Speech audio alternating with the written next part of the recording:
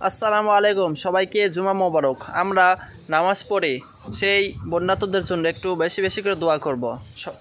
তাদের জন্য আমরা আমাদের তরফ থেকে যে যতটুকু পারি সাহায্য সহযোগিতা করে তাদের পাশে থাকার চেষ্টা করব।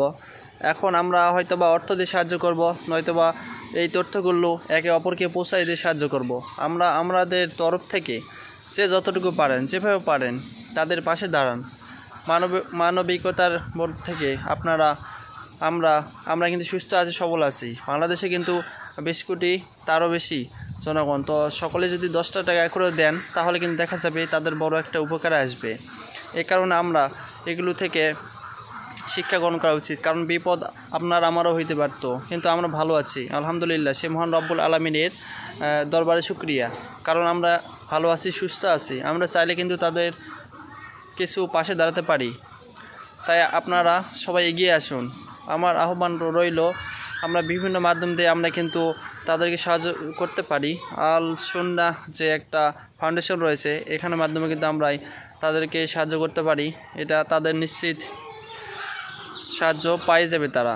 কিন্তু এই বিষয়গুলো নিয়ে অনেকে হয়তোবা নিজের মতো করে উল্টাপাল্টা কাজ করেছেন, এর আগে হয়তোবা করেছে। এই কারণে অনেকে এখন সাহায্য দিতে বা কিছু দিতেও ভয় পাচ্ছে। হয়তোবা অনেকে মনে করতেছেন যে এগুলো তাদের কাছে পৌঁছাবে কিনা বা অন্য কিছু হচ্ছে কিনা, এমনটাও কিন্তু হচ্ছে। তো আমরা সব কিছুর মূলে যারা অকাতর পরিশ্রম করে যাচ্ছেন, যারা এগুলো উদ্ধার কাজে নিজেকে নিয়োজিত করে রেখেছেন, যারা নিয়মিত কাজ করছেন, তাদেরকে বিশ্বাস করা ছাড়া আমাদের এখন কোনো উপায় নাই। আমরা হয়তো বা নিউজ ফিডে দেখতেছি, কোনো কিছু দেখে কিছু বুঝতেছি, হয়তো দুঃখ প্রকাশ করতেছি বা কোনো কিছু দেখে মজা নিচ্ছি, কিন্তু বিষয়টা এমন নয় আসলে। কারণ বাস্তব পক্ষে কাজ করাটা কিন্তু অনেকটাই কঠিন ব্যাপার। আপনার আমার এই বলা আর দেখা ছাড়া অন্য কিছু এখানে করার কিছুই নাই। কিন্তু আমরা চাইলেই তাদের পাশে আমাদের ছোট ছোট অনুদানের মাধ্যমে তাদের পাশে দাঁড়াতে পারি। বিশেষ করে আজকে জুমা মুবারক। তো প্রতিটি বাংলাদেশে কিন্তু অসংখ্য অগণিত জুমা রয়েছে। তো প্রত্যেকটি জুমার যে টাকাগুলো ওঠে সেগুলো দিয়ে যদি এই বন্যাতদের পাশে সাহায্য জানানো যায়, তাহলে কিন্তু অনেকটা এগিয়ে যাবে তারা হয়তো তাদের সর্বোচ্চ হারিয়ে ফেলে এখন মৃত্যুর সাথে পাঞ্জা লড়তেছে। তাদের কোনো উপায় নাই এখন আর।